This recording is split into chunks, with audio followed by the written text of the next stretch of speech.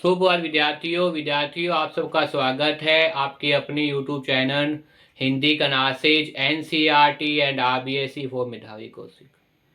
विद्यार्थियों, मुझे पूरी उम्मीद है कि आप स्वस्थ हैं, आपका अध्यापन कार्य सुचारू चल रहा है, तो आपको मेरे द्वारा बनाई वीडियो पसंद आ रही है।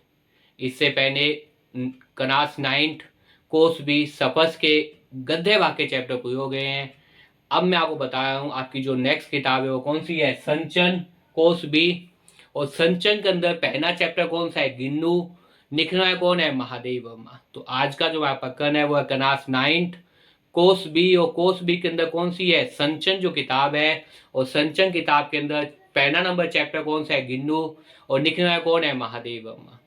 विद्यार्थियों, अगर मेरे द्वारा बनाई वीडियो को पसंद आई है तो इसे ज़्यादा ज़्यादा लाइक कीजिए, कमेंट कीजिए, शेयर कीजिए विद्यार्थियों ज़्यादा ज़्यादा, ताकि आपका क्या है प्रत्येक व्यक्ति तक, प्रत्येक स्टूडेंट तक मेरे द्वारा बनाई वीडियो पहुंच पाए, आपके नंबर नहीं कटे। तो बार बार वीडियो को देखिए, याद करने का प्रयास कीजिए। वीडियो पसंद आई है तो लाइक कीजिए, कॉमेंट कीजिए और ज़्यादा ज़्यादा शेयर कीजिए। विद्यार्थी देखिए, गिन्नू जैसा कि नाम से पता है, इस पढ़ाई के अंदर जो महादेव वर्मा है, जो लेखिका है, उसके बारे में यह ध्यान रखना चाहिए कि महादेव वर्मा जो लेखिका है, उन्होंने अपने निजी जीवन यहाँ बताने का प्रयास किया है, निजी अनुभव को बताया है कुछ कल्पना के साथ। और निस्संदेह महादेवी की जी जो वर्मा है, उनके घर के अंदर ऐसे अनेक पालतू जीव थे, ऐसे अनेक जीव जंतु थे जिनसे महादेवी वर्मा स्नेह करती थी।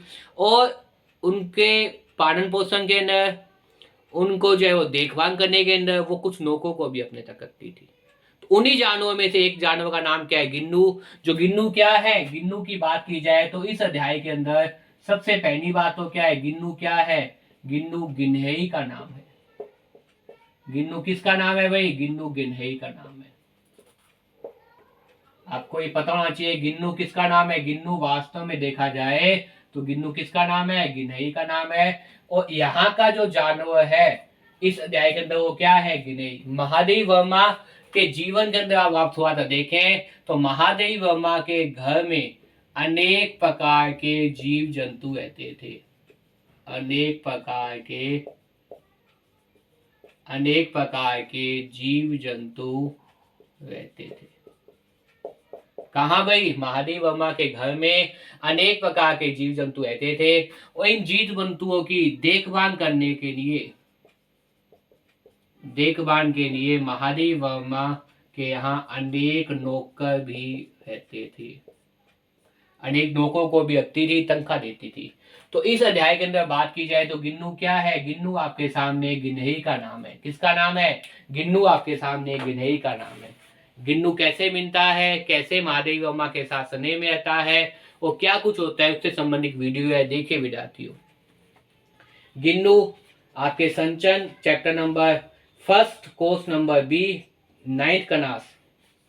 देखिए गिन्नू, सोनजूही में आज एक पीनी कनी लगी है। सोनजूही का मतलब जो बगीचा है, उस बगीचे के अंदर क्या है, एक पीनी कनी लगी है, जिसे देखकर अन्यास ही उस छोटे से जीव का समन हो गया, जो इस लता की संगन हरी मित्रता में चिपकर बैठा था और फिर मेरे निकट पहुंचते ही कंधे पर कूदकर मुझे चौंका देता है। अन्यास का मतलब अचानक ही उस छोटे जीव का समन हो गया, जो इस लता की सघन हरी मित्रता में हरियाणी में कहीं चिपकर बैठा था और फिर मेरे निकट पहुंचते ही कंधे पर कूदकर मुझे चौंका देता है। तब मुझे कन्नी की खोज रहती है और आज उस नगु प्राण की खोज है। नगु प्राण का मतलब छोटे से जीव की खोज है। नगु प्राण का मतलब क्या होता है, नगु प्राण छोटा सा जीव।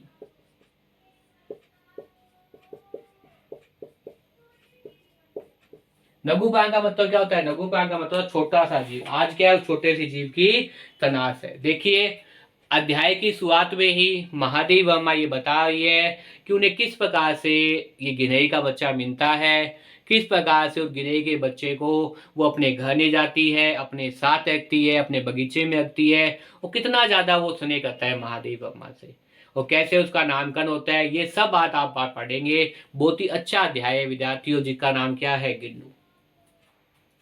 सोन जूही में आज एक पिंडी कनी लगी है, इसे देखकर न्यासी छोटे से जीव का समन हो गया और छोटे जीव की याद आ गई, जो इस नता की सघन हई मित्रता में, हई मित्रता मतलब हरियाणी के अंदर, बगीचे में अगर आप देखेंगे, बाग के अंदर आप देखेंगे तो बाग में, बगीचों में क्या दिखाई देती है, चारों तरफ आपको हरियाणी ही हरियाणी दिखाई देती है।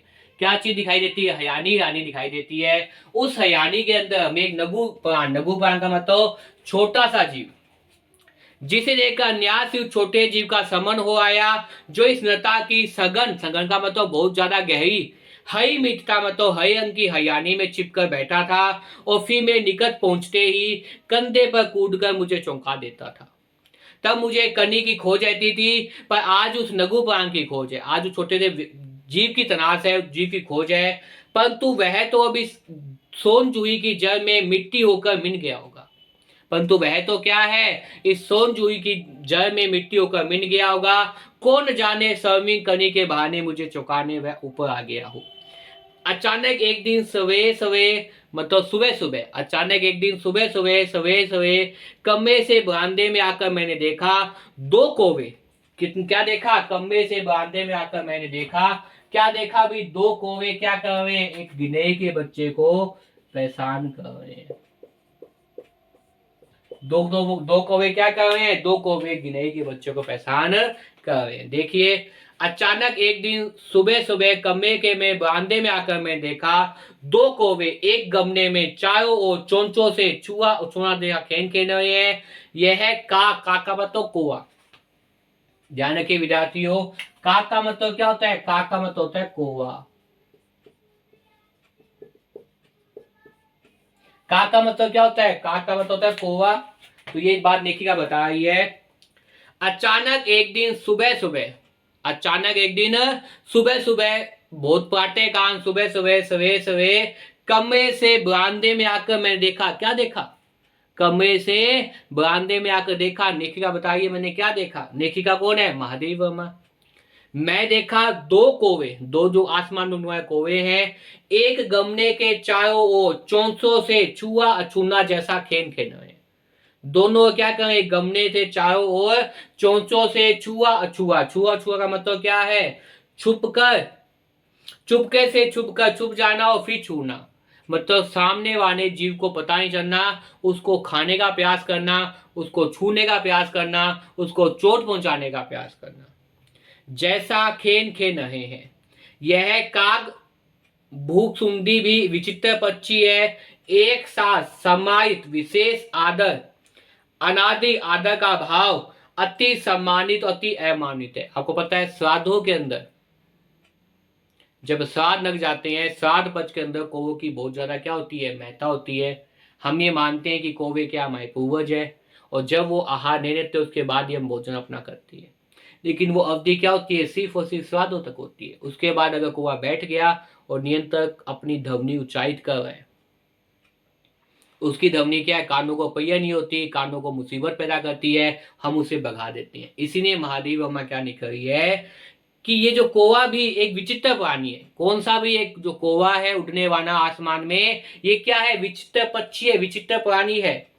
एक साथ समाहित होता है मतलब विशेष आदर पाता है। समाहित का मतलब समान रूप से आदर पाना।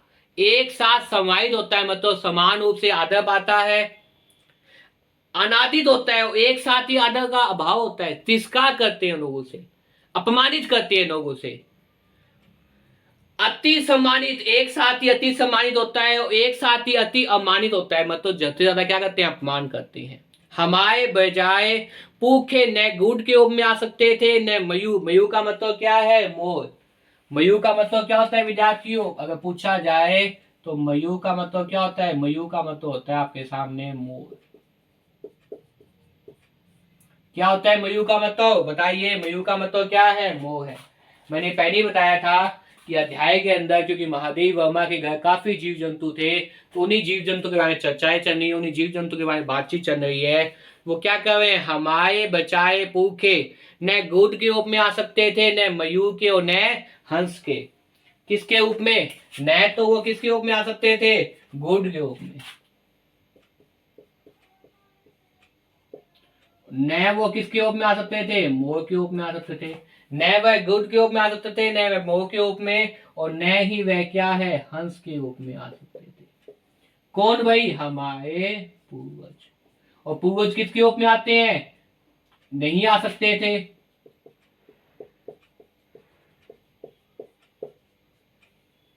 हमारी उम्र क्या करती है, हमारे जो पूर्वज है कभी भी न तो गुड के रूप में आ सकते थे, न मयूर मोर के रूप में, न हंस के रूप में। आते कैसे हैं हमारे पूर्वज, आते हैं तो आते किस प्रकार से हैं, किसके रूप में आते हैं, कौवे के रूप में आते हैं। किसके रूप में आते हैं भाई, कौवे के रूप में आते हैं। तो इसी बात को वो क्या कर रही है, महादेवा बताने का प्रयास कर रही है।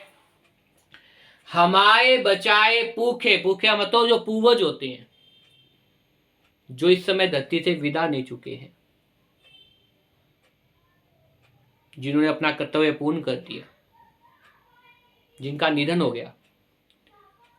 हमारे बचाए भूखे न गुड़ के रूप में आ सकते थे, न मयूर के रूप में, न हंस के रूप में। उन्हें पित्त पक्ष में हमसे कुछ पाने के लिए काग बनकर ही अवतीत होना पड़ता है। उन्हें पित्त पक्ष में, श्राद्ध पक्ष, मैंने बताया पित्त पक्ष का मतलब क्या होता है, उन्हें जो है वो श्राद्ध पक्ष के अंदर, उसे क्या बोलते हैं, पित्त पक्ष। उन्हें श्राद्ध पक्ष के रूप में हमारे पूर्वज कैसे आते हैं भाई, बताइए। अगर पूछा जाए तो हमारे पूर्वज किसके रूप में आते हैं, कौवे के रूप में ही अवतीत होते हैं, हमें दिखाई देते हैं, हमें बताए जाते हैं कि हमारे पूर्वज क्या है, कौवे के रूप में आ गए हैं। इतना ही नहीं, तो वो क्या होते हैं, पित्त पक्ष में हमसे कुछ पाने के लिए, हमसे कुछ गहन करने के लिए, हमसे कुछ सामग्री लेने के लिए किसके रूप में आते हैं, काग बनकर ही अवतीत होना पड़ता है। काग बनकर ही क्या उनका अवतरण होना है। इतना ही नहीं, हमारे दूरस्थ परिजनों को भी अपने आने का मधुर संदेश इनके कर्कश, कर्कश का मतलब जो कानों को अच्छी नहीं लगे, कर्कश स्वर में ही देना पड़ता है। दूसरी ओर हम कौवा और काम काम करने को अवधारणा के अर्थ में प्रयुक्त करते हैं। कोई तेज बोल रहा है तो क्या कहें, क्यों कौवे की तरह बोल रहा है, हम कह देते हैं। तो दोबारा देखिए, हमारे पूर्वज, पुरखे, जो पूर्वज है जिनका देहांत हो गया, जिनका निधन हो गया, ये जो हमारे पूर्वज हैं, हमारे जो पुरखे हैं, ये न तो गूढ़ के रूप में आ सकते हैं, न मोर के रूप में, न हंस के रूप में। उन्हें पित्त पक्ष में हमसे कुछ पाने के लिए किसके रूप में आते हैं, श्राद्ध पक्ष में कौवे के रूप में आना पड़ता है, काग पक्ष के रूप में आना पड़ता है। काग का मतलब कौवा, मैंने बताया काग का मतलब क्या है, कौवा है। तो कौवे के रूप में आना पड़ता है, बनकर ही अवतरित लेना पड़ता है, अवतरण लेना पड़ता है। इतना ही नहीं, हमारे दूरस्थ परिजनों को भी अपने आने का मधुर संदेश इनके कर्कश स्वर से ही देना पड़ता है। हम कहते हैं कई बार कौवा बोलना है, कोई हमारे घर पे अतिथि आएगा, हमारे घर पे कोई मेहमान आएगा, हम बोल देते हैं। तो कौवे का बोलना ही क्या है, ये एक संकेत होता है। पहले जमाने में, पहले के पूर्वज कहते थे कि घर पे क्या बोल रहे हैं, कौवा बोल रहे हैं, इसका मतलब हमारे घर पे क्या आएगा, कोई ना कोई मेहमान आने वाला है। पहले मोबाइल नहीं होते थे, टेलीफोन नहीं होते थे, जो चिट्ठी होती थी, जो संदेश होता था, पत्र होता था, बहुत टाइम बाद पहुंचते थे। तो आने का माध्यम क्या था, कौवा। आजकल तो मोबाइल है, व्हाट्सएप है, हम बता देते हैं, कहीं भी जाते हैं तो हम आ रहे हैं। इतना ही नहीं, हमारे दूरस्थ, दूरस्थ का मतलब क्या होता है विद्यार्थियों, जो दूर हैं, जो हमारे घर पर नहीं है, जो हमारे दूरस्थ, दूरस्थ का मतलब दूर गए हैं, जो हमारे घर पे नहीं है, हमारे दूरस्थ, दूर मतलब जो हमारे घर पे नहीं है, उनके आने का माध्यम, उनके आने की सूचना भी कौन देता था, कौवा देता था। कौन देता था, कौवा देता था। इतना ही नहीं, हमारे दूरस्थ परिजनों को भी अपने आने का मधुर संदेश इनके कर्कश स्वर से ही देना पड़ता है। कर्कश स्वर जो कानों को अच्छा नहीं लगे। कर्कश का मतलब क्या होता है, जो कानों को अच्छा नहीं लगे।